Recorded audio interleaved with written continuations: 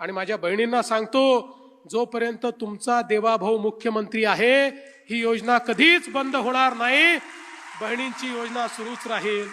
आज मला सांगताना आनंद वाटतो, परवाच आपण निवडून याला 1 वर्ष पूर्ण झालं। सरकार तर 5 तारखेला बनवलं पुढच्या महिन्याच्या, पण 23 नोव्हेंबरला एक दणदणीत विजय आपल्याला मिळाला। आणि या दणदणीत विजय मिळाल्यानंतर काही लोक म्हणायचे निवडणुकीच्या आधी यांनी जे जे घोषित केलं होतं, सुरू केलं होतं, आता हे सगळं बंद करून टाकतील, यांना 2/3 या ठिकाणी बहुमत मिळालेलं आहे। काही लोक सांगायचे आता लाडकी बहिणीची योजना बंद होणार। 1 वर्ष झालं ही योजना आम्ही सुरूच ठेवली, ती बंद केली नाही। आणि माझ्या बहिणींना सांगतो, जोपर्यंत तुमचा देवाभाऊ मुख्यमंत्री आहे ही योजना कधीच बंद होणार नाही। आता लाडकी बहीण योजना करूनच आपल्याला थांबायचं नाहीये।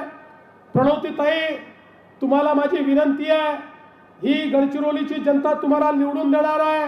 प्रणवतीताई असतील, लताताई असतील, रुपेश भाऊ असतील, आता केवळ लाडक्या बहिणीवर थांबायचं नाहीये। आता आपल्याला लखपती दीदी तयार करायच्या आहेत। माझ्या सगळ्या लाडक्या बहिणींना लखपती दीदी मध्ये परिवर्तित करायचं आहे। आम्ही 50 लाख लखपती दीदी महाराष्ट्रात तयार केल्या। पुढच्या वर्षीपर्यंत बंटी भाऊ 1 कोटी होतील। पण माझ्या प्रत्येक लाडक्या बहिणीला मोदीजींनी सांगितल्याप्रमाणे मला लखपती दीदी करायचं आहे।